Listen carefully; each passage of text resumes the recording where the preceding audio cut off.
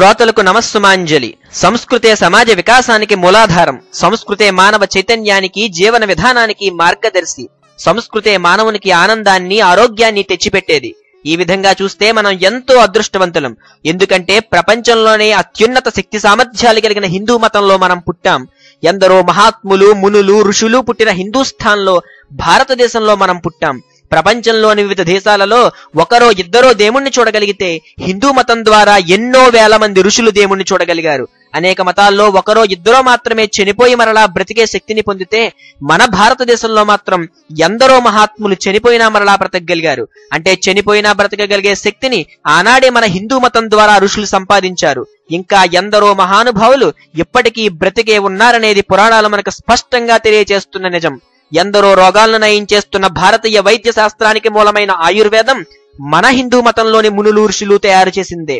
మనందరికీ మానసిక ప్రశాంతతను కల్పించి మనల్ని ఎంతో శక్తివంతులుగా తీర్చిదిద్దే వేదాలు, మంత్రాలు, శ్లోకాలు మన హిందూ మతంలోనివే.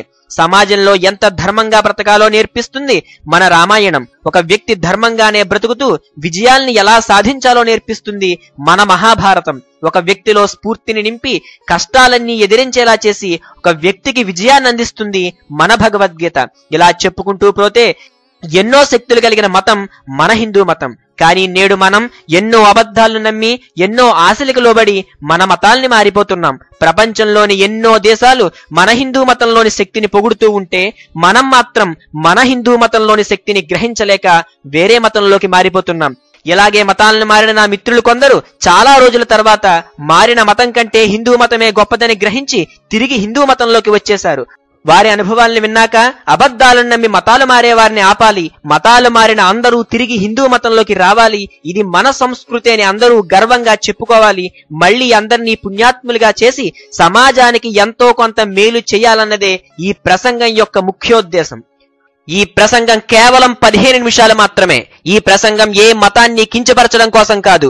అన్ని మతాలను సమానంగా చూడమని చెప్పిన హిందూ మతంపై కొన్ని చోట్ల దుష్ప్రచారాలు జరుగుతూ ఉంటే, ఆ దుష్ప్రచారాలను అబద్ధమని చెప్పి హిందూ మతం యొక్క శక్తిని అందరికీ తెలియపరచడం కోసం మాత్రమే ఈ ప్రసంగం తప్ప, శాంతియుతంగా మంచిని బోధించే ఏ మతాన్ని కించపరచడం ఈ ప్రసంగం ఉద్దేశ్యం కాదు. ఒకరొచ్చి, నేను చిన్నప్పుడు కుళ్ళిపోయిన అరటిపళ్ళు తిని బ్రతికాను, రైల్వే ప్లాట్ఫామ్ పై పడుకున్నాను, కానీ మతం మారాక కోట్లు సంపాదించాను అంటాడు. మనం కూడా ధనవంతులం అవ్వాలనే ఆశతో మతం మారిపోతున్నాం. ఇంకొకడొచ్చి, నాకు చిన్నప్పుడు క్యాన్సర్ వ్యాధి ఉండేది, డాక్టర్ కూడా నేను బ్రతకనని చెప్పారు, కానీ మతం మారాక, వేరే మతంలోని దేవుణ్ణి నమ్మాక నాకు క్యాన్సర్ వ్యాధి పూర్తిగా తగ్గిపోయింది అంటాడు. అది నిజమా కాదా? నిజంగా మతం మారితే క్యాన్సర్ లాంటి భయంకరమైన వ్యాధి తగ్గిపోతుందా అనే ఆలోచన కూడా చేయకుండా మన రోగాలన్నీ కూడా తగ్గిపోవాలని ఆశతో మన హిందూ మతాన్ని వదిలిపెట్టి వేరే మతంలోకి మారిపోతున్నాం. మనం మనుషులం, రోగాలు వస్తాయి, వాటిని అనుభవించాలి. వారు చెప్పే అబద్ధాలు నమ్మి సరైన మందులు కూడా వేసుకోకుండా ప్రాణాలను కూడా కోల్పోతున్న వారెందరో ఉన్నారు. ప్రార్థనలకు ప్రాణాంతక రోగాలు తగ్గిపోతే పాపం గుడ్డి వారికి కళ్ళు, ఎన్నో కష్టాలు పడి అవిటి వారికి కాళ్ళు వచ్చేస్తే ఇన్ని హాస్పిటళ్లు, ఇన్ని ఆపరేషన్లు, ఇంతమంది డాక్టర్లు అవసరమా? ఆలోచించండి. అందరూ మతాల్ని మారి రోగాల్ని తగ్గించుకోవచ్చు కదా.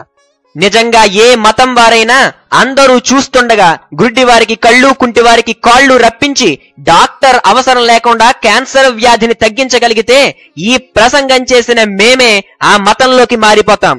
కానీ ఇది జరగని పని. ఇంకొకరొచ్చి, నేను కట్టిన బిల్డింగ్ కూలి, దాని కింద చాలా మంది చనిపోయారు, నన్ను పోలీసులు తీసుకెళ్లారు, జైల్లో పెట్టారు, నేను పూజించిన గాయత్రీదేవి గాని, ఏడుకొండలవాడు గాని నన్ను కాపాడలేకపోయాడు, కానీ వేరే మతంలోకి మారాక వాళ్ళందరూ బ్రతికారు, నా మీద ఏ కేసు లేకుండా పోయింది అంటాడు. నిజంగా మతాలు మారితే మనుషులు బ్రతుకుతారా?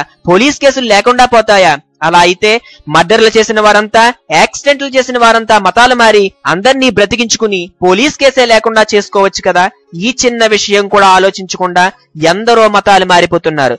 మన వెంకటేశ్వర స్వామిని, మన గాయత్రీదేవిని అన్ని మాటలు అంటున్నా కొంచెం కూడా పౌరుషం రాకుండా విని ఊరుకుంటున్నాం. మన దేవుణ్ణి సైతానని తిడుతున్నా అది తప్పని చెప్పే ధైర్యం కూడా చేయలేకపోతున్నాం. ఎంత దురదృష్టం. ఇంకొందరైతే ఎంతో కాలంగా కాని పెళ్లి మతం మారాక అయ్యిందంటాడు.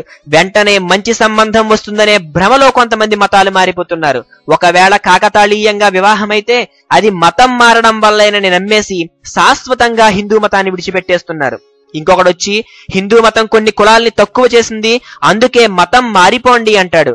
బ్రాహ్మణోస్య ముఖమాసీతు బాహూ రాజన్యః కృతః ఊరు తదస్య యద్వైశ్యః పద్భ్యాగుం శూద్రో అజాయత. పురుష సూక్తంలోని ఈ మంత్రం బ్రాహ్మణులు భగవంతుని ముఖం నుండి, క్షత్రియులు భుజాల నుండి, వైశ్యులు తొడల నుండి, శూద్రులు పాదాల నుండి పుట్టారని చెబుతుంది. కొందరి తెలివి తక్కువతనంతో ఈ మంత్రం శూద్రులను పాదాల నుండి పుట్టారని చెప్పి శూద్రులను అవమానించింది అంటాడు. కానీ ఇది శూద్రులను అవమానించడం కాదు. ఈ మంత్రం యొక్క ముఖ్యోద్దేశం అందరూ భగవంతుని నుండే పుట్టారని చెప్పడం. ముఖం నుండి పుట్టిన బ్రహ్మ అయినా, భుజాల నుండి పుట్టిన క్షత్రియుడైనా, తొడల నుండి పుట్టిన వైశ్యుడైనా అందరూ ఆధారపడి నడవాల్సింది పాదాలపైనే, అంటే శూద్రులపైనే అందరూ ఆధారపడాలి. అందుకే శూద్రులను పాదాలతో పోల్చి వారికి గొప్ప స్థానాన్ని కల్పించాయి వేదాలు. ఏ వేదాలు పురాణాలు అంటరానితనాన్ని ప్రోత్సహించలేదు. కానీ ఏదో కొందరు స్వార్థంతో కొన్ని కులాల్ని నీచంగా చూస్తే మొత్తం హిందూ మతాన్నే తప్పు పట్టడం తెలివి తక్కువతనం.